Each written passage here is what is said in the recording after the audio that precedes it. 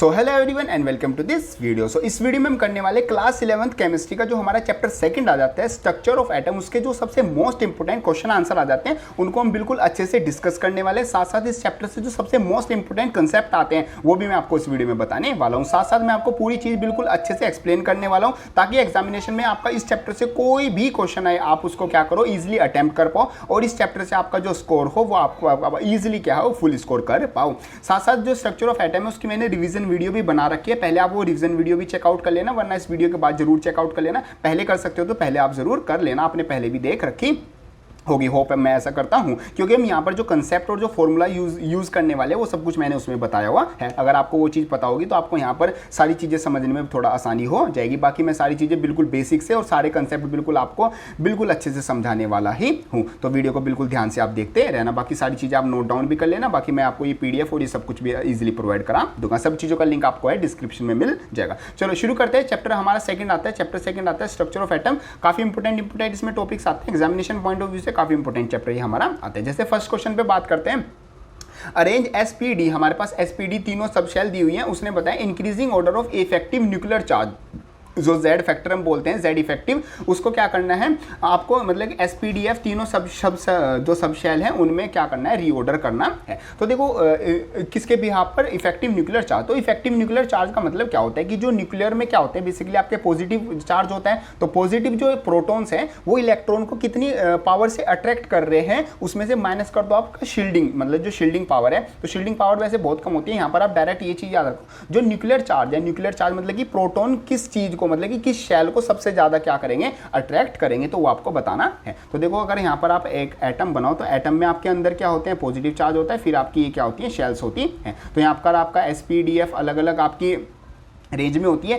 तो सबसे पास आपकी कौन सी होगी, सबसे पास आपकी होती है S, फिर उससे दूर क्या होती है P, फिर उससे दूर होती है D। तो जो भी न्यूक्लियर के जो सबसे पास इलेक्ट्रॉन होंगे उनको वो क्या करेगा सबसे ज़्यादा क्या करेगा उन पर न्यूक्लियर चार्ज प्रोड्यूस करेगा, क्योंकि वहाँ पर वो सबसे पास है तो उनको सबसे ज़्यादा अट्रैक्ट करेगा। तो S पर क्या लगेगा सबसे ज़्यादा न्यूक्लियर चार्ज लगेगा, उससे कम P पर और सबसे कम आपका क्या लगेगा D पर लगेगा। क्यों, क्योंकि देखो ये सिंपल है आपका क्लोज टू न्यूक्लियस, जो न्यूक्लियस के सबसे पास है उस पर सबसे ज़्यादा इफेक्ट लगेगा। चलो आगे बात करते हैं नेक्स्ट क्वेश्चन की। होप करता हूँ ये चीज़ आपको समझ में आ गई होगी, बड़ा बेसिक सा ही कंसेप्ट आपका आता है। चलो नेक्स्ट क्वेश्चन आपका आता है which of the following orbital are degenerate, means इसमें से जो डीजनरेट ऑर्बिटल है वो कौन कौन से आते हैं। तो देखो डीजनरेट ऑर्बिटल का मतलब होता है जो आपके SPDF ये जितने भी आपके ऑर्बिटल्स होंगे सब शेल्स आपकी होगी जिनकी भी आपकी एनर्जी क्या होती है सेम होती है। तो एनर्जी के लिए आपके बेसिकली आपके 4 आपके नंबर्स होते हैं, principal quantum number, azimuthal quantum number और आपके जो जैसे मेन तो ये दो हो गए, तो ये डिफाइन क्या करते हैं, ये आपकी एनर्जी को डिफाइन करते हैं। तो यहाँ पर आपके डीजनरेट ऑर्बिटल का मतलब है जिनकी एनर्जी क्या होगी वो सेम होगी। तो यहाँ पर देखो ये भी D सब शेल है, ये भी D सब शेल है, ये भी D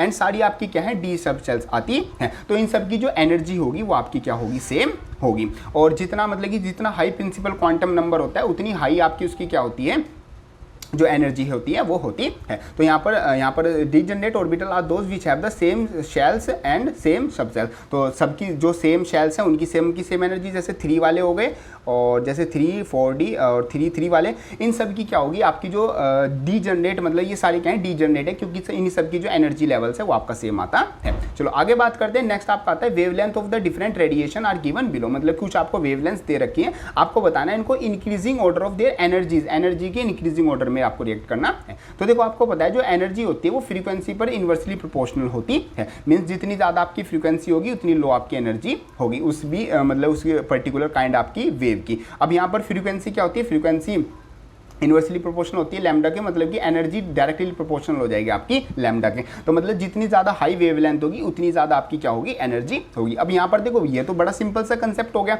बट उसने क्वेश्चन देखो कैसे घुमाया, उसने आपको जो यूनिट्स हैं वो थोड़ा अलग वे में दी हुई है। यहाँ पर सबको पहले आपको एक स्टैंडर्ड यूनिट में लाना होगा, जैसे नैनोमीटर का मतलब क्या होता है 10⁻⁻⁹ और न्यूमीटर का मतलब होता है 10⁻⁻6 और नैनोमीटर तो हो गया 10⁻⁻6 और एंगस्ट्रॉम का मतलब हो गया 10⁻⁻10। तो इन सबको आपको क्या करना है, जिसमें जो सबसे जिसकी वैल्यू सबसे ज्यादा होगी उसकी एनर्जी भी क्या होगी सबसे ज्यादा होगी। तो सबसे ज्यादा वैल्यू किसकी है आपकी, देखो ये भी 10⁻⁻10 है, और जो अगर आप ये देखो 30 एंगस्ट्रॉम और ये नैनोमीटर है तो ये 10⁻⁻⁹ तो ये दोनों देखो ये दोनों सेम ही आते हैं। देखो ये 30 है तो इससे एक 0 हटेगी तो ये 9 हो जाएगा। अगर मैं इसको 3 बना लूँगा और ये 3 नैनोमीटर 10⁻⁹ तो ये दोनों तो क्या हो गए, सेम हो गए। तो मतलब कि ये दोनों क्या होंगे, इनकी दोनों की सबसे हाई वेवलेंथ है तो इनकी एनर्जी भी दोनों की हाई होगी। उससे कम हमारा होगा 10⁻⁹ वाला और सबसे कम होगा हमारे पास ये न्यूमीटर मीन्स 10⁻⁶ वाला। क्लियर है? इस तरीके से आप इन सबको अरेंज कर दोगे। इस चैप्टर से जो ये अरेंजमेंट वाले क्वेश्चन है आपको 1 मार्क्स में एक क्वेश्चन जरूर देखने को मिलेगा।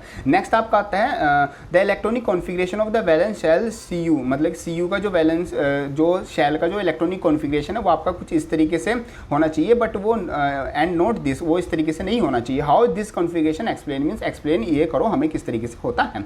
देखो जो CU होता है, CU का आपका जो एटॉमिक नंबर होता है वो 29 होता है और इसको अगर आप इलेक्ट्रॉनिक कॉन्फ़िगरेशन करोगे तो आएगा आपका 1s2 2s2 2p6 3s2 3p6 और फिर आपका आ जाएगा 4s2 एंड 3d9। तो अगर आप बेसिक मतलब कि करो तो आपका इस तरीके से आएगा। बट अगर आप मतलब कि चेकआउट करो कि जो आपका CU का 29 का आपका लिखा हुआ वो लिखा हुआ है 1s2 2s2 2p6 3s2 3p6 और यहाँ पर है 4s1 और ये है 3d10। वो आपका जो राइट जो कोई इलेक्ट्रॉनिक कॉन्फ़िगरेशन है वो ये वाला है, ये वाला रॉन्ग कर रखा है। बट अकॉर्डिंग टू अगर आप रूल्स देखो तो ये वाला सही होना चाहिए। तो यहाँ पर बेसिक कंसेप्ट आपका आता है, देखो जो सब शेल्स होती हैं, जो हाफ फिल्ड सब शेल्स होती हैं और जो फुली फिल्ड सब शेल्स होती हैं वो ज़्यादा स्टेबल होती हैं in comparison to partially filled sub shells. तो यहाँ पर देखो 4s2 तो मतलब कि फुली फिल्ड है तो वो तो स्टेबल होगा, बट यहाँ पर जो ये 3d9 आ गया ये क्या है, पार्शियली फिल्ड है, तो ये क्या होगी, बहुत ज़्यादा अनस्टेबल होगी। अब यहाँ पर हम क्या कर रहे हैं, यहाँ पर जो ये 4s2 वाला है ये s वो क्या करेगा, एक इलेक्ट्रॉन अपना किसको दे देगा, 3d जो सब शेल है मतलब d सब शेल है उसको दे देगा। तो यहाँ पर क्या हो जाएगा 1 हो जाएगा और यहाँ पर हमारे पास क्या हो जाएगा, यहाँ पर 1 हो जाएगा और यहाँ पर इसके 10 हो जाएंगे। तो 4s1 क्या हो गया, मतलब s में 2 आ सकते हैं मैक्स, तो वो हाफ फील्ड हो गया और 3d10 में d में 10 आ सकते हैं तो वो फुली फील्ड हो गया। और फुली फील्ड और हाफ फील्ड क्या होते हैं, सबसे ज़्यादा स्टेबल होते हैं। तो ये क्या हो जाएगा, CU इस वाली स्टेट में क्या होगा, सबसे ज़्यादा स्टेबल होगा। इसी वजह से जो उसका इलेक्ट्रॉनिक कॉन्फ़िगरेशन होता है वो 4s1 3d10 होता है, ना कि 4s2 3d9। ये आपका बेसिक कंसेप्ट आपका आता है। लिखना किस तरीके से वो आप इस तरीके से लिख सकते हो। क्लियर है? चलो आगे चलते हैं। नेक्स्ट उसका जो क्वेश्चन आता है वो पूछ रहा है कि the effect of the uncertainty principal. जो अनसर्टेनिटी प्रिंसिपल का जो इफेक्ट है वो सिर्फ माइक्रोस्कोपिक जो पार्टिकल्स है उन पर ही इफेक्ट करता है, बल्कि जो आपके मैक्रोस्कोपिक पार्टिकल है वहां पर उसके लिए वो नेग्लिजिबल होता है। Justify the example with the help of suitable, मतलब इस स्टेटमेंट को एग्जाम्पल के थ्रू आपको समझाना है। देखो आपका सिंपल जो अनसर्टेनिटी प्रिंसिपल होता है उसका मतलब क्या होता है कि आप अगर आपका कोई एक पार्टिकल है या फिर कोई भी आपका ऑब्जेक्ट है उस पर आप क्या डालोगे, एक वेव डालोगे, मतलब आप उस पर एक वेव इंसिडेंट करोगे और उसकी जो पोजीशन है उसका जो मूवमेंट है उसको क्या करोगे, कैप्चर करोगे। तो अगर आपका कोई ऑब्जेक्ट मैक्रोस्कोपिक लेवल का है तो उस पर जो वेव जाएगी तो उसका तो कोई भी इफेक्ट नहीं होगा, मतलब वो ना तो उसका मोशन चेंज करेगी, ना उसका मास तो चेंज नहीं कर सकती, ना उसका मोशन और ना उसकी जो लोकेशन है वो चेंज कर पाएगी। तो माइक्रोस्कोपिक पार्टिकल्स पर उसका वेव का कोई भी इफेक्ट नहीं होगा इंसिडेंट होने के बाद, तो वहां पर उसका जो इफेक्ट होगा वो नेग्लिजिबल होगा। बट अगर हम बात करें माइक्रोस्कोपिक पर जो आपकी वेव जाएगी, वेव की वजह से जो माइक्रोस्कोपिक पार्टिकल्स है लाइक आपके एटम्स हो गए, इलेक्ट्रॉन प्रोटॉन्स ये हो गए, वो क्या कर लेते हैं, वो अपनी एनर्जीज उनकी चेंज हो जाती है। एनर्जीज चेंज होने की वजह से उनकी जो लोकेशन है बेसिकली पोजिशन है, साथ साथ जो उनकी स्पीड है वो भी क्या हो जाती है, चेंज हो जाती है। इसलिए जो अनसर्टेनिटी प्रिंसिपल है वो सिर्फ माइक्रोस्कोपिक ऑब्जेक्ट्स और माइक्रोस्कोपिक पार्टिकल्स हैं उनके लिए ही एप्लीकेबल होता है, ना कि आपके मैक्रोस्कोपिक पार्टिकल्स के, क्योंकि मैक्रोस्कोपिक पार्टिकल्स की एनर्जीज चेंज नहीं होती वेव इंसिडेंट होने के बाद। ये आपका बेसिक कंसेप्ट आ जाता है। इसको आप इस तरीके से रेडी भी कर सकते हो। The uncertainty principle has no practical application in our daily life the microscopic world because photon energy is insufficient to change the position and velocity of the microscopic. Means हम जो माइक्रोस्कोपिक हो गए, बड़े objects हो गए, उनकी जो position और जो वेलोसिटी है वो आपका क्या होगा, फोटोन की एनर्जी से कुछ भी चेंज नहीं आता। तो वहाँ पर जो ये अनसर्टेनिटी प्रिंसिपल है वो फेल हो जाता है। और ये सिर्फ किस चीज़ के लिए लगता है, ये आपका माइक्रोस्कोपिक पार्टिकल्स के लिए लगता है। बाकी किस तरीके से एक्सप्लेन करना है वो आप इस तरीके से एक्सप्लेन कर सकते हो। कंसेप्ट आपका ये आता है। चलो आगे चलते हैं। नेक्स्ट आपका क्वेश्चन आता है an hydrogen atom has only one electron. एक हाइड्रोजन एटम में सिर्फ एक इलेक्ट्रॉन होता है। So the mutual repulsion between electron is absent. तो इलेक्ट्रॉन ही एक है तो वो किसको रिपल्शन करेगा, किसी को भी नहीं करेगा, तो वो सिंपल आपका रखा रहता है। फिर उसने बोला however in the multi electron, जो मल्टी इलेक्ट्रॉन वाले एटम होते हैं, मीन्स जिसमें क्या होंगे, ज़्यादा इलेक्ट्रॉन होंगे, वहाँ पर आपका रिपल्शन होगा, इलेक्ट्रॉन का रिपल्शन जो है वो सिग्निफिकेंट वे में आपका होगा। How does this effect after the energy of the electron in the orbital of the same principal quantum number in multiple electron. Means उसने बोला है कि अगर हमारे पास दो एलिमेंट है जिनका इलेक्ट्रॉनिक कॉन्फ़िगरेशन हम करें, अगर उसमें सेम प्रिंसिपल क्वांटम नंबर आ जाए तो वहाँ पर जो इलेक्ट्रॉन है रेपेल तो करेंगे क्योंकि इलेक्ट्रॉन का नंबर अलग अलग होगा, इलेक्ट्रॉन का नंबर भी अगर सेम हो तो एनर्जीज जो है वो किस तरीके से इफेक्ट करेंगी। तो यहाँ पर देखो बेसिक सिंपल कंसेप्ट आपका आ जाता है, the principal quantum number determines the energy of the electron of the hydrogen atom. Means hydrogen atom देख लो या फिर मतलब कोई भी एटम देखो, तो जो प्रिंसिपल क्वांटम नंबर होता है हाइड्रोजन एटम में बेसिकली वो उसकी एनर्जी को डिफाइन करता है। बट अगर आप और एटम्स की बात करो जिसमें आपके जो इलेक्ट्रॉन्स है वो मोर देन 1 है, तो वहाँ पर प्रिंसिपल क्वांटम के नंबर के साथ साथ आपका जो एजीमुथल क्वांटम नंबर होता है, मीन्स जो ये सब शेल्स होती है SPDF, ये भी डिफाइन करती हैं जो भी आपका इलेक्ट्रॉन है उसकी एनर्जी को। तो यहाँ पर हाइड्रोजन के लिए तो आपका क्या आ जाएगा, result the energy of the orbital increase in the following. Energy आपकी किस तरीके से इंक्रीज होती है, सबसे कम 1s की, फिर 2s की, फिर 2p और 2s की सेम होती है क्योंकि 2 दोनों प्रिंसिपल का नंबर सेम है, फिर 3s 3p की सेम होती है, 3d की कम होती है 4s से, और 4s 4p की सेम होती है। अब यहाँ पर आता है हाइड्रोजन एटम के हटा दे तो जो मल्टी इलेक्ट्रॉन होते हैं वहाँ पर जो आपकी एनर्जीज होती है वो सिर्फ प्रिंसिपल क्वांटम नंबर से डिफाइन नहीं होती, वहाँ पर एजीमुथल क्वांटम नंबर भी डिफाइन होता है। तो SPDF की अभी एनर्जी आपकी क्या होंगी, यूज होती है। Principal quantum number the energies of the SPDF all are different. तो SPDF की जो एनर्जीज होती है वो सबकी डिफरेंट होती है, इसी वजह से यहाँ पर जो इफेक्ट ऑफ एनर्जी होगा वो क्या होगा, हमेशा अलग अलग। मतलब हाउ डज द इफेक्ट, उसने पूछा था how does this effect the energy of the electron, मतलब इलेक्ट्रॉन की एनर्जी को किस तरीके से डिफाइन करेगा। तो प्रिंसिपल क्वांटम नंबर का देखो सिर्फ प्रिंसिपल क्वांटम नंबर हाइड्रोजन के लिए कंसिडर किया जाता है। अगर आप और मल्टी इलेक्ट्रॉन वाले एटम्स लोगे तो वहाँ पर प्रिंसिपल क्वांटम नंबर के साथ साथ एजीमुथल क्वांटम नंबर भी आपका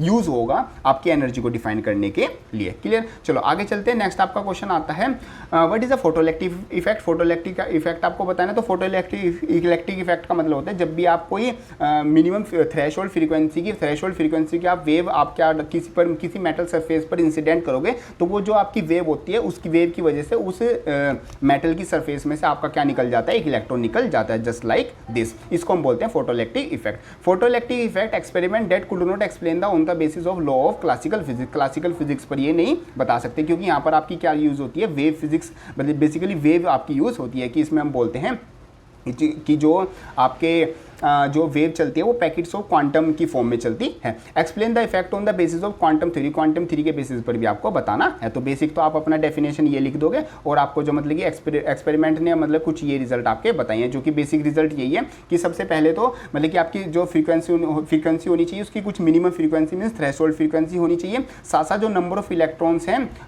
वो जितने ज़्यादा नंबर ऑफ इलेक्ट्रॉन्स होंगे उतनी ज़्यादा ही आपकी क्या होगी, इंसिडेंट ऑफ रेडिएशन होगी। साथ साथ there is a minimum frequency, वही आपको पॉइंट बताया। और लास्टली आपका आता है kinetic energy of the electron directly proportional to the frequency of light. जितनी ज़्यादा फ्रीक्वेंसी होगी लाइट की, काइनेटिक एनर्जी इलेक्ट्रॉन की भी उतनी ज़्यादा होगी, मतलब वो निकलने के बाद उतनी स्पीड से क्या करेंगे, ट्रेवल करेंगे। अब यहाँ पर फोटोइलेक्ट्रिक इफेक्ट की डेफिनेशन आती है अकॉर्डिंग टू क्वांटम थ्योरी। तो यहाँ पर आ जाता है when a sufficient energetic photon collide the electron in the metal atom. Means आप उसको सिंपल वर्ड में समझो तो जब भी आपका फोटोन जो है वो मेटल की सरफेस पर क्या करेगा, स्ट्राइक करेगा, तो जो फोटोन है वो अपनी सारी एनर्जी किसको ट्रांसफर कर देता है, वो इलेक्ट्रॉन को ट्रांसफर कर देता है। और जब जो इलेक्ट्रॉन के पास जब एक्स्ट्रा एनर्जी आ जाती है तो वो अपनी जो मेटल की जो सरफेस है उसको छोड़कर क्या निकल जाता है, ओपन स्पेस में निकल जाता है। तो यहीं पर समझाया, तो higher the energy of the photon the higher the kinetic energy of the ejected electron. जो इलेक्ट्रॉन वहां से इजेक्ट हो जाएगा, बेसिकली मिनिमम कम से कम एनर्जी तो उसको चाहिए होगी इजेक्ट होने के लिए। इजेक्ट होने के बाद जो भी एक्स्ट्रा एनर्जी होगी वो आपकी क्या होगी, as a kinetic energy travel करने में आपकी यूज होगी। आपका आ जाता है फोटोइलेक्ट्रिक इफेक्ट। नेक्स्ट क्वेश्चन की बात करते हैं, थ्रेशोल्ड फ्रीक्वेंसी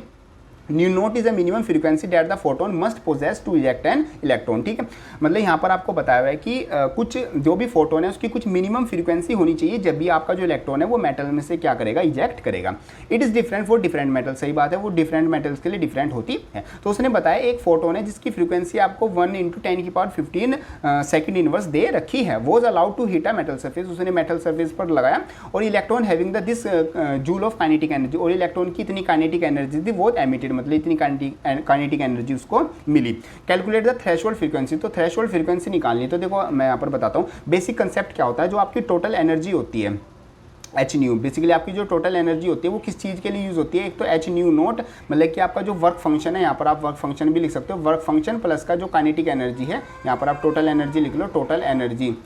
तो टोटल एनर्जी आपकी किस चीज़ के लिए यूज़ होती है, दो कामों के लिए यूज़ होती है। एक तो वर्क फंक्शन मतलब कि थ्रेशोल्ड मतलब कि उस मेटल सरफेस में से इलेक्ट्रॉन को निकालने के लिए काम में यूज़ होगी, और वो जब निकल जाएगा बाद की जो एक्स्ट्रा एनर्जी होगी वो किस चीज़ को दे दी जाएगी, वो काइनेटिक एनर्जी को दे दी जाएगी, मीन्स वो एज अ काइनेटिक एनर्जी आपकी यूज़ होगी। तो वही कंसेप्ट हम यहाँ पर यूज़ कर रहे हैं, एच न्यू प्लस का एच नोट प्लस का काइनेटिक एनर्जी आपका यूज़ होगा। तो आपको पता है उसने क्या क्या दिया हुआ है, उसने एक तो काइनेटिक एनर्जी आपको दी हुई है और आपने उसको थ्रेशोल्ड फ्रीक्वेंसी दे दी, मीन्स उसने ये दे दिया और ये दे दिया, इन दोनों को आप यूज़ कर लोगे। यूज़ करने के बाद आप क्या निकाल लोगे, फ्रीक्वेंसी निकाल लोगे कि वहाँ पर कितनी फ्रीक्वेंसी उसने हाँ थ्रेशोल्ड मीन्स हमें उसने क्या दिया था, एक तो टोटल फ्रीक्वेंसी दे दी और उसने हमें काइनेटिक एनर्जी निकाल दी, ये हमें थ्रेशोल्ड फ्रीक्वेंसी निकालनी है। और वर्क फंक्शन किसके इक्वल होगा, एच न्यू नोट के इक्वल होगा। एच तो आपका फिक्स होता है प्लैंक्स कांस्टेंट और ये न्यू नोट की वैल्यू आपको निकालनी है। तो न्यू नोट हम निकाल लेंगे, एच काइनेटिक एनर्जी ये रही, एच हमारा ये रहा, सिंपल वैल्यू रखेंगे तो हमारे पास न्यू नोट की वैल्यू आ जाएगी 7 × 10⁻14 सेकेंड इनवर्स। ये हमारे पास क्या आ गई, थ्रेशोल्ड फ्रीक्वेंसी, मतलब इतनी फ्रीक्वेंसी हमें चाहिए ही होगी।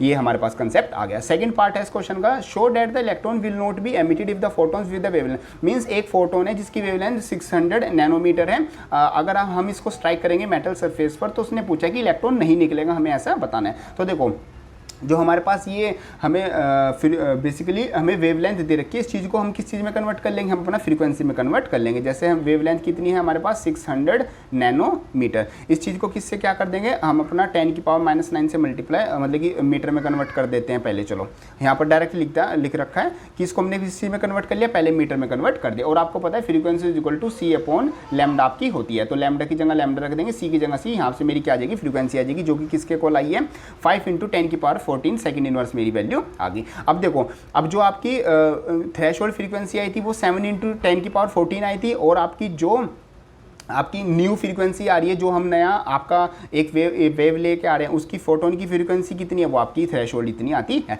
जब थ्रेशोल्ड ही आपकी ये है तो मिनिमम हमें इतनी तो फ्रीक्वेंसी चाहिए होगी, तभी आपका क्या होगा, तभी आपका जो इलेक्ट्रॉन है वो इजेक्ट होगा। अब ये कम आ जाती है तो कम आने की वजह से जो इलेक्ट्रॉन है वो इजेक्ट बेसिकली एमिट नहीं करेगा। क्यों, क्योंकि थ्रेशोल्ड फ्रीक्वेंसी मिनिमम रिक्वायर्ड होती है किसी भी इलेक्ट्रॉन को मेटल सरफेस में से एमिट कराने के लिए। तो नेक्स्ट चैप्टर आ जाता है, नेक्स्ट चैप्टर हम नेक्स्ट वीडियो में करेंगे।